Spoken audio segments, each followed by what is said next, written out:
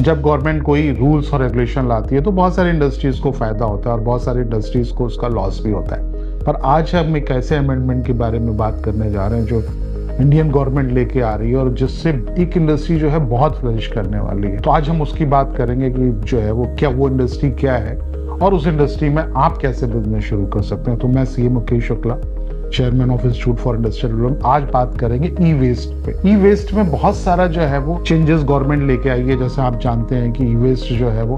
पूरी तरीके से जो है वो ट्रीट नहीं हो पा रहा है। आज भी हिंदुस्तान में जो है वो केवल 30-32% वेस्ट को ही हम ट्रीट कर पा रहे हैं, वो भी अनऑर्गेनाइज सेक्टर में बहुत सारा ई वेस्ट जो है वो पड़ा हुआ रहता है और 67% के आसपास ये वेस्ट जो है अभी भी अनप्रोसेस्ड है। तो आज हम बहुत सारी चीज़ों पे बात करेंगे, वो रूल्स रेगुलेशन गवर्नमेंट क्या लेके आ रही है, उनकी डिफिनीशंस क्या हैं जो आपको जाननी बहुत ज़रूरी है, आपको कैसे वो इफेक्ट करता है अगर आप कोई भी बिजनेस कर रहे हैं जहाँ पे आप कोई भी इलेक्ट्रिक या इलेक्ट्रॉनिक इक्विपमेंट यूज़ कर रहे हैं। एज ए कंज्यूमर आपको क्या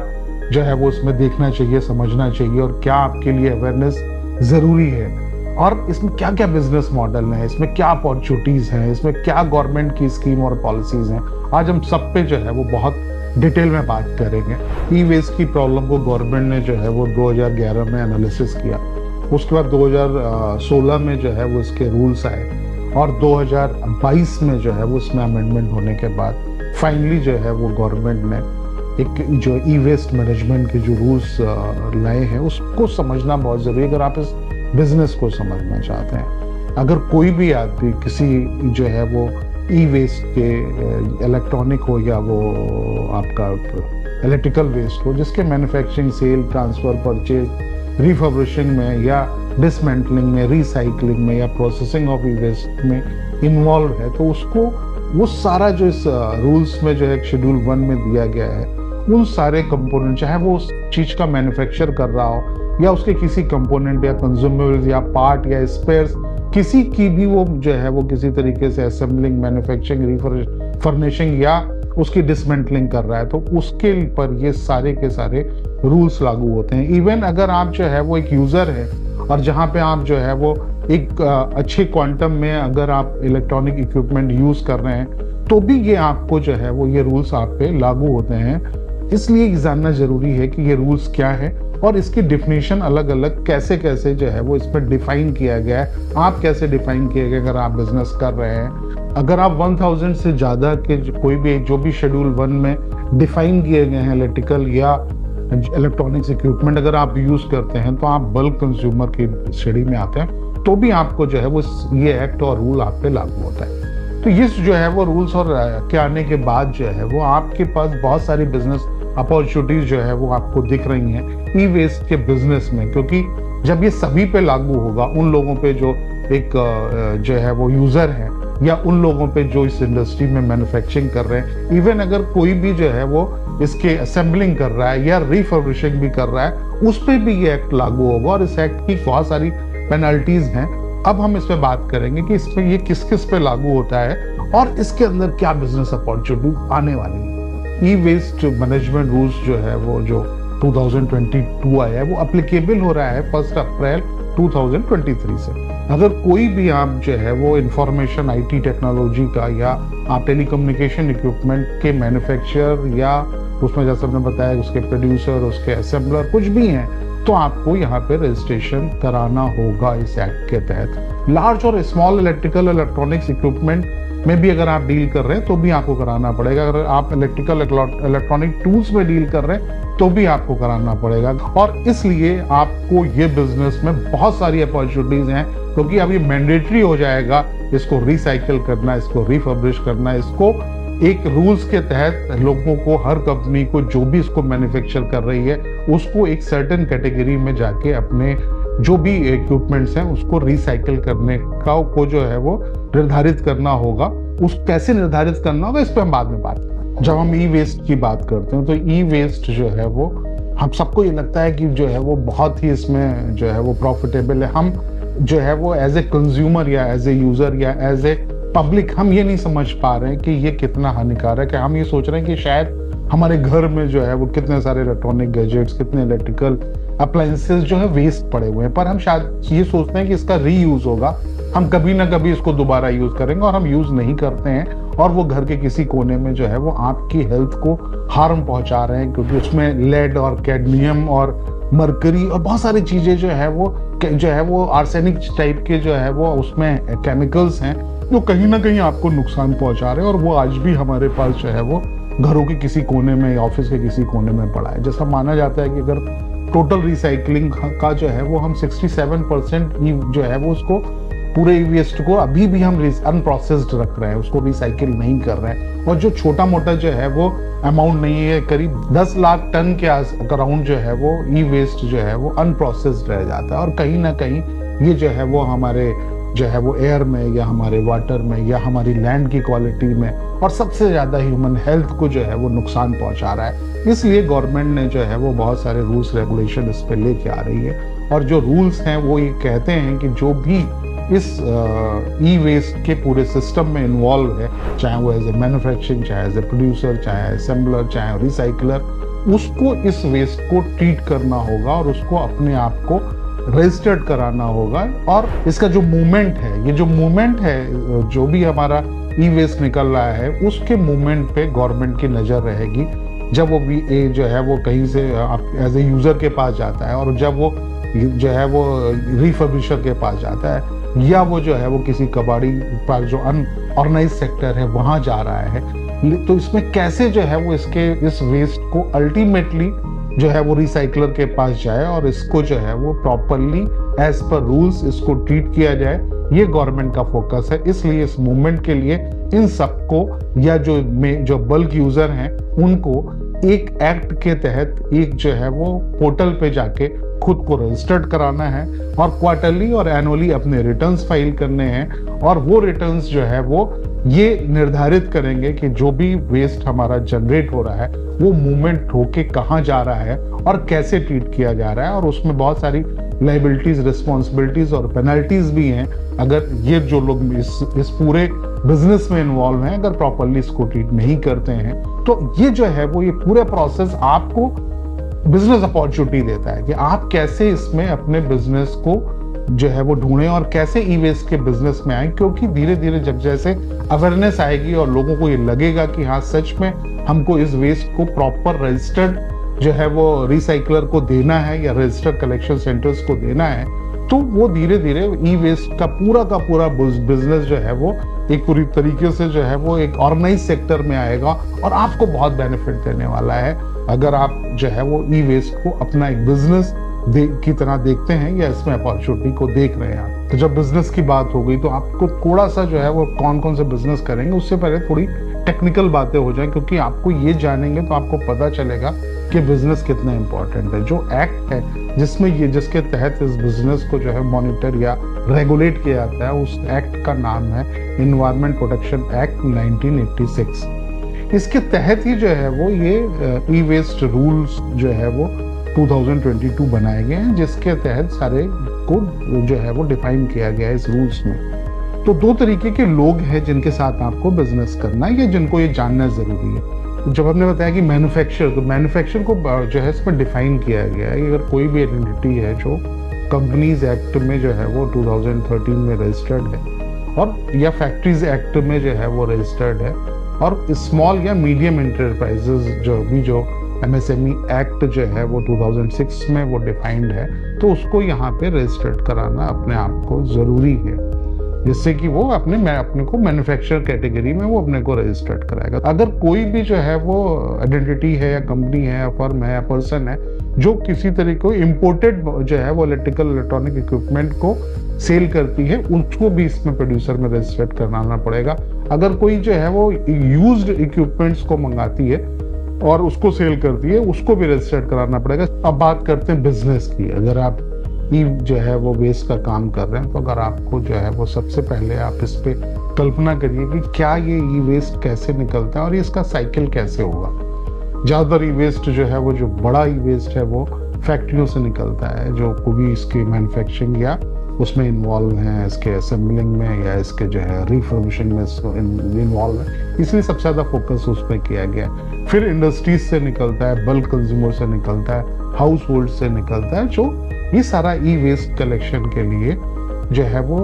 दो तरीके के लोग हैं। एक वो हैं जो ई वेस्ट, जो हाउस होल्ड या कहीं से भी ई वेस्ट कलेक्ट कर रहे हैं, जो अनऑर्गेनाइज सेक्टर है, जिसको हम आज की डेट में कबाड़ी कहते हैं। ऐसे लोगों पे अभी इसका रिस्ट्रिक्शन या इम्प्लीमेंटेशन नहीं हुआ है, लेकिन इन फ्यूचर इनको बहुत जल्दी से इसको जो है वो रिस्ट्रिक्ट किया जाएगा कि ये लोग अगर जो है वो या तो ये रजिस्टर्ड हों, या अगर ये कलेक्ट भी करते हैं as a collection centre registered हों, और ये केवल रजिस्टर्ड जो है वो रिसाइकलर या रिफर्बिशर के पास ही जाके उस प्रोडक्ट को देंगे। दूसरा जो डिफाइन किया गया है कि ईच एंड एवरी प्रोडक्ट जो उसको भी इसमें इलेक्ट्रिकल या इलेक्ट्रॉनिक इक्विपमेंट में डिफाइन किया गया है, उसकी एक लाइफ डिफाइन की गई है। अगर वो लाइफ को वो पूरा कर लेता है तो वो मैन्युफैक्चरिंग डेट के बाद से वो ऑटोमेटिकली ही ई वेस्ट की कैटेगरी में आ जाता है। जो लाइफ है इलेक्ट्रॉनिक या इलेक्ट्रिकल आइटम की, उसमें ये जो है वो डिस्कार्ड या उसको वेस्ट मानने के लिए इंटेंट होना चाहिए यूजर का कि वो अब उसके लिए यूजेबल नहीं है और उसको वो डिस्कार्ड करना चाहता है। तो बहुत सारी बिजनेस अपॉर्चुनिटीज मेरे को तो नजर आ रही हैं इसमें, क्योंकि ये कंपल्सरी हो गया है कि अपने को जो भी मैंने आज अभी तक आपको इतना रेगुलेटरी जो है वो फ्रेमवर्क इसलिए बताया क्योंकि आप जानिए कि इसमें अपॉर्चुनिटीज कहाँ कहाँ हैं। हर कोई जो इस वेस्ट को जनरेट कर रहा है वो धीरे धीरे रेगुलेट हो रहा है। मेजर लोग तो रेगुलेट हो गए हैं, इसलिए अगर आप ई वेस्ट के बिजनेस में आएंगे तो आपको बहुत इसका जो है बेनिफिट होने वाला है। अब ये समझिए कि ये जो रेगुलेशन है ये इन पे लागू कैसे होगा। अगर मैन्युफैक्चरर है वो वेस्ट को ट्रीट नहीं करेगा तो उसको आगे क्या होने वाला है, उसके साथ जो पेनल्टीज हैं, और वो बेचारा उसको ट्रीट करने के लिए उसके रूल्स रेगुलेशंस क्या है, उसके लिए एक बहुत बड़ा जो है वो एक जो है वो इसमें मैकेनिज्म बनाया गया है जिसको कहते हैं प्रोड्यूसर रिस्पॉन्सिबिलिटी ऑर्गेनाइजेशन। इनको जो है वो ये एक मीडिएटर की तरह काम करेंगे ये ऑर्गेनाइजेशन को, और ये एक्सटेंडेड प्रोड्यूसर जो है वो एक रिस्पॉन्सिबिलिटी सर्टिफिकेट जो है वो जनरेट करके इनको देंगे। जो भी रिसाइकिल हो रहा है प्रोडक्ट, जो उनके कलेक्शंस में, इन पीआरओस के कलेक्शन सेंटर्स पे ये ज्यादातर अलग अलग जगह से कलेक्ट करेंगे, अपने कलेक्शन सेंटर्स बना सकते हैं। उसके बाद ये जो भी वो डिसमेंटलर्स हैं या रिसाइकलर्स हैं, उनके पास जो रजिस्टर्ड हैं उनके पास इस प्रोडक्ट को भेजेंगे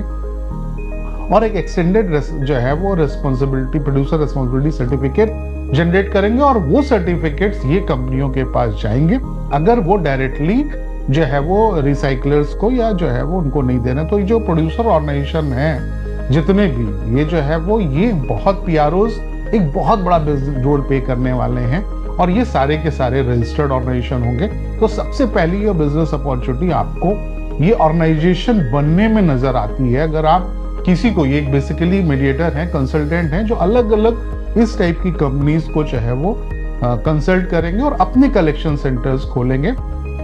तो सबसे बड़ी अपॉर्चुनिटी तो आपको यहाँ पे आती है। फिर जैसे जो है वो डीमेंटलर्स जो होते हैं, जो है वो जो उसको एक तरीके से डिसमेंटल करते हैं, वो जो डिसमेंटलर्स का जो है वो एक बहुत बड़ा रोल है। कलेक्शन के बाद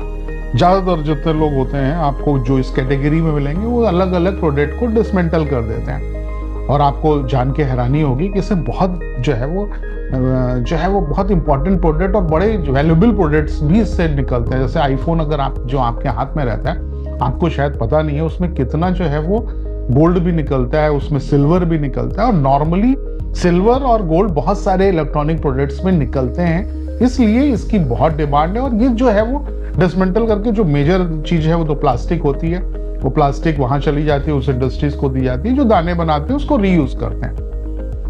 दूसरा कंपोनेंट जो निकलता है वो आयरन निकलता है, जो ज्यादातर फर्नेस को चला जाता है, जो उसको फर्नेस करके फिर से जो है वो आयरन में कन्वर्ट कर देते हैं, आयरन स्टील जो भी निकलता है। उसके बाद तीसरा आइटम जो है वो अल्युमिनियम निकलता है, फिर जो है वो कॉपर निकलता है, जो काफी जो है वो कॉस्टली आइटम। इसकी तरीके से बहुत सारे आइटम्स और निकलते हैं जिनको न केवल जो है वो सेल किया जाता है, बहुत सारे को ट्रीट करके उसको जो है वो ऐसा किया जाता है और प्रॉपर प्रोसीजर से किया जाता है कि वो जो भी हेल्थ के हमारे इश्यूज हैं या हमारे जो किसी तरीके के पोल्यूशन के जो इश्यूज हैं, उनको वो फैसिलिटी प्रोवाइड की जाती है रिसाइकलर को कि उसी प्रॉपर प्रोसीजर से, एसओपी से उनको जो है वो ट्रीट किया जाए। तो ये सारी अपॉर्चुनिटी जो मैंने दूसरी आपको अपॉर्चुनिटी बनाई कि आप जो है वो एक तरीके से डिसमेंटलर हो सकते हैं, आप इसको जो है वो एक रिफर्बिशर हो सकते हैं, क्योंकि जब आप परचेज करते हैं, बहुत सारा कलेक्शन करते हैं, तो आपको इसको जो है रिफर्बिश करके इस प्रोडक्ट को, इसकी सेल्फ लाइफ बढ़ा सकते हैं और उसको फिर यूज में ला सकते हो। तो ये भी बहुत बड़ा रोल है, क्योंकि अगर आप इस बिजनेस में जाएंगे तो बहुत सारे आइटम ऐसे मिलेंगे जो आपको रिफर्निश कर देते हैं। अगर आप ई वेस्ट बिजनेस शुरू करना चाहते हैं तो सबसे पहले जरूरी है कि आप रिसर्च करो। रिसर्च जो है वो दो चीजों के बारे में, एक तो ये कि क्या आइटम में आप कंफर्टेबल हो, क्या बिजनेस करना चाहिए, किस आइटम की आपके हिसाब से मार्केट है, कहाँ पे जो है वो आप काम करना चाह रहे हो, उसकी लोकेशन क्या है, उसके आसपास कितना ई वेस्ट कलेक्ट हो रहा है या कलेक्शन के चांसेस हैं। तो ये रिसर्च बहुत इंपॉर्टेंट है। लोकेशन की, जो भी फैसिलिटी आप डेवलप कर रहे हैं, मशीन्स की, उससे ज़्यादा वो जो भी आप मेटल कलेक्ट करेंगे उसकी डिमांड कहाँ और कितनी है और कैसे जा सकता है। जैसे छोटा सा एग्जांपल है कि अगर आप कोई भी ऐसी जगह ये काम कर रहे हैं जहाँ पे फर्नेस बहुत है और जो है वो वहाँ पे आप अपना आयरन दे सकते हैं, जो बहुत बड़ा एक पार्ट है, या प्लास्टिक यूनिट्स बहुत हैं, तो ये बहुत ज़रूरी है कि आप एक बार जो है वो अपने आप को उसको समझें। एक बार जो है वो इसके अलावा और बिजनेसेस में अगर आप जा रहे हैं, कुछ अगर आप नॉलेज रखते हैं, आपके पास ई वेस्ट का कोई जो है वो, अगर आप कोई ऐसा कोर्स कर रखा है या आप केमिकल इंडस्ट्री को बिलोंग करते हैं, तो आप कोशिश करिए एज ए कंसल्टेंसी बिजनेस में जाइए। जो PROs हैं वहाँ जा सकते हैं, आप जो है असेसमेंट में लग सकते हैं, डेटा कलेक्शन का ये काम कर सकते हैं, रिसर्च के लिए बहुत चाहिए होता है। इसके अलावा रिफर्बिशिंग बिजनेस के लिए भी बहुत सारा जो है वो अलग अलग आइटम्स की डिटेलिंग जो है वो एक बहुत अच्छा बिजनेस हो सकता है कि आप इसको कैसे, कहाँ से क्या आइटम मंगा के और रिफर्बिश करके आप उसको बेच सकें। एक इसमें लॉजिस्टिक का भी एक बहुत अच्छा सपोर्ट हो सकता है कि आप जहाँ से भी इसको, क्योंकि ये दोनों तरीके से जो है वो लॉजिस्टिक होता है कि कलेक्शन के लिए भी लॉजिस्टिक लगता है, जब डिसमेंटलर या रिसाइकलर के पास जाता है तब भी लॉजिस्टिक लगता है, और जब भी आप उसको मेटल को कलेक्ट करके आगे पहुंचाते हैं तो वहां पे भी जो है वो एक जो है वो पूरा लॉजिस्टिक लगता है। तो लॉजिस्टिक बिजनेस में इसका एक बहुत बड़ा रोल है जहां पे आप इसको सोच सकते हैं। फिर आप जब स्टार्ट करने जा रहे हैं, आपका अमाउंट कितना है उस पर भी ये बिजनेस डिपेंड करता है कि अगर आप छोटा अमाउंट इन्वेस्ट करना चाहते हैं तो आप जो है वो कलेक्शन सेंटर खोल सकते हैं, उससे ज़्यादा आप करना चाहते हैं तो आप जो है डिसमेंटलर हो सकते हैं, आप उससे ज़्यादा करना चाहते हैं तो आप जो है रिसाइकलर हो सकते हैं। अगर आप और इन्वेस्टमेंट करके इक्विपमेंट्स खरीदते करके और रिफर्निश करके उसको एक लाइफ उसकी बढ़ा के बेचना चाहते हैं तो शायद आपको और इन्वेस्ट लगेगा। तो आपके इन्वेस्टमेंट पे भी ये बहुत कुछ डिपेंड करता है कि आप इस बिजनेस को कैसे कर सकते हैं। इसके अलावा जब आप जो है वो एक रिसाइकिल बिजनेस स्टैब्लिश कर रहे हैं तो आपको ये भी जानना जरूरी है कि रिसाइकलिंग के लिए आपके पास क्या क्या इक्विपमेंट और क्या क्या प्रोसीजर होना चाहिए, वो मैं आपको बता रहा हूँ। ई वेस्ट जो है वो, जैसे आप बताया कि आपको ई वेस्ट बहुत सारे इलेक्ट्रॉनिक और जितने भी इलेक्ट्रिकल इक्विपमेंट्स हैं वो सब मिला के ई वेस्ट होता है। तो ई वेस्ट का ट्रीट करना है, रिसाइकिल करने जा रहे हैं, तो आपको सबसे ज़्यादा आपका जो फोकस होता है कि कितना उसमें से क्या क्या आइटम्स को आप प्रॉपरली सेग्रीगेट कर सकें, और जिसमें ज़्यादा फोकस होता है आपको मेटल पे। इस मेटल में जो है वो सबसे ज़्यादा पोर्शन आयरन का होता है, कॉपर का होता है, एल्युमिनियम का होता है, और कुछ केसेस में इसमें गोल्ड, सिल्वर और कुछ और जो है प्राइसेस आइटम्स भी निकलते हैं। और सबसे ज़्यादा जिसको क्वांटिटी वाइज कह सकते हैं वो प्लास्टिक होता है। तो सेग्रीगेशन करने के लिए इसको जो है वो हम इसकी शेडिंग करते हैं, इसको डिसमेंटल करते हैं अकॉर्डिंग टू द इक्विपमेंट, किस टाइप का इक्विपमेंट है उसके हिसाब से हम उसको ट्रीट करते हैं। और उस ट्रीट करने के बाद जब हम जो आइटम्स हमारे पास आते हैं उसको हम शेडिंग करके उसको कोशिश करते हैं कि 4-5 पार्टों में बांटें। और जब बांटते हैं तो इसमें बहुत सारा, जो आप एक वीडियो के तहत भी हम आपको दिखाने जा रहे हैं, जिसमें आप देखेंगे कि पूरा जो है वो इस आइटम को डिसमेंटल करने के बाद अलग अलग मशीन्स को ये दिया जाता है। जहाँ पे प्लास्टिक है तो वो प्लास्टिक आपको उसके जो है वो ग्रैन्यूल बनाने को, या उसके छोटे जो ग्रैन्यूल बनाने की कंपनी के लिए जो मटेरियल हम जितना जो है वो शेडिंग करके उसको भेज सकते हैं, वहाँ कोशिश करते हैं। बहुत सारे सेंसर्स लगे होते हैं जो ग्लास अलग करता है और मेटल को सेंस करता है। इसके अलावा जो है वो जो प्लास्टिक है उसको हम जो है वो अलग सेंस करते हैं क्योंकि वो लाइट होती है, क्योंकि वेट से इसका सेग्रीगेशन होता है। तो उसके अलावा एल्युमिनियम और कॉपर को भी हम उसके जो है वो मशीन से अलग करते हैं। और जो सबसे इम्पोर्टेंट है कि हमारे पास जो और मेटल बचती है उसको हम जो है फर्नेस में डिसमेंट जो है वो उसकी मेल्टिंग करते हैं, और मेल्टिंग करने के बाद हम अलग अलग उसकी मेटल्स को अलग कर लेते हैं, और जो मेटल अलग अलग हो जाती है उसको हम आगे जो है वो भेजते हैं। ये पूरा प्रोसेस है जिसको जरूरी है कि आप ये समझें कि ये जो भी हम जहाँ पे भी आगे इसको भेजते हैं वो सारे के सारे जो है वो आगे रिसाइकलर हो सकते हैं या आपकी एक्सटेंडेड मशीन्स हो सकती हैं जो उस प्रोसेस को कर रही हैं। और जो भी ये अगर आप किसी भी रिसाइकलर को आगे इसको भेजते हैं, क्योंकि बहुत सारे लोग जो है वो कॉपर में डील करते हैं, कुछ एल्युमिनियम में, कुछ प्लास्टिक में, तो इनको अलग अलग भेजा जा सकता है। पर ये सारे के सारे रिसाइकलर जो होते हैं वो रजिस्टर्ड होने चाहिए और आप अपने जो ई वेस्ट के अकॉर्डिंग अपनी रिसाइकलिंग यूनिट्स की मशीनों को भी डिजाइन कर सकते हैं, उनको परचेज कर सकते हैं कि आपका अल्टीमेट ऑब्जेक्ट क्या है उसके अकॉर्डिंग। जरूरी नहीं कि हर आइटम की रिसाइकलिंग आप करें, क्योंकि आप रजिस्टर्ड हैं और आप रजिस्टर्ड रिसाइकलर को ये प्रोडक्ट जो है वो आराम से भेज सकते हैं। और जो मेन प्रोडक्ट का जो है, जिसका मेन हम ये पूरा एपिसोड पे जिससे बात कर रहे हैं वो रिसाइकलर है। आप ई वेस्ट रिसाइकलर हो सकते हैं जो आप पूरे के पूरे प्रोडक्ट को खुद प्रोसेस करके उसको जो है वो फुल अपने जो है वो अलग अलग प्रोसेसिंग यूनिट लगा के, कहीं पे आप मदरबोर्ड प्रोसेस करेंगे, कहीं कॉपर प्रोसेस करेंगे, कहीं पे आप ग्लास प्रोसेस करेंगे और अलग अलग जो है वो प्लास्टिक को प्रोसेस करेंगे। और सारा प्रोसेसिंग यूनिट्स आप अपने इन्वेस्टमेंट के अकॉर्डिंग डिफाइन करके और एक बहुत बड़ा जो है वो रिसाइकलर बिजनेस एस्टैब्लिश कर सकते हैं। तो ई वेस्ट जो है वो एक नया बिजनेस अपॉर्चुनिटी आपके सामने दिख रही है और इसमें सेंट्रल पोल्यूशन बोर्ड जो है वो बहुत बड़ा रोल अदा करने जा रहा है, क्योंकि कर ही रहा है। आपको इससे लाइसेंसेस चाहिए, इनसे उन सारे जहां जहां ये रजिस्टर्ड होंगे उस पे ये इनकी नज़र है, ई वेस्ट के मूवमेंट पे इनकी नज़र है, इस पे कंप्लाइंसेस पे इनकी नज़र है और बहुत जो है वो पेनल्टीज भी इन पे ये आप पे लगा सकते हैं। और नॉर्मली ई वेस्ट को जो है वो जो रखने की आपके पास ड्यूरेशन है जहां तक वो सिर्फ 180 डेज है। अगर आपके पास किसी तरीके की ई वेस्ट है तो आपको उसको डिस्कार्ड या रिसाइकिल करना ही होगा। 180 डेज तक आपके अपने कंपाउंड में, अपनी फैक्ट्री में उसको रख सकते हैं। अगर पोल्यूशन बोर्ड चाहता है तो उसको अगले 6 महीने तक के जो है वो एक्सटेंड कर सकता है। उसके बाद आपके पास जो है वो कंपनसेशन और पेनल्टीज लग सकती हैं,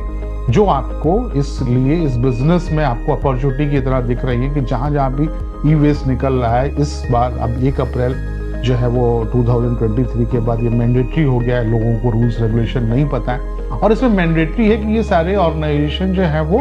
इसकी अवेयरनेस करें। तो आप इसमें बहुत सारा जो है वो ट्रेनिंग आप कर सकते हैं, अवेयरनेस प्रोग्राम में आप ज्वाइन कर सकते हैं। आप इसका डेटा मैनेजमेंट के लिए आप सॉफ्टवेयर बना सकते हैं। आप जो है वो किसी तरीके से बिजनेस के बहुत सारे मॉडल्स में किसी एक को चुन के आप इस बिजनेस मॉडल में आगे बढ़ सकते हैं। ये जो है वो अपकमिंग बिजनेस है और इसमें जो है वो इन्वेस्टमेंट भी आपको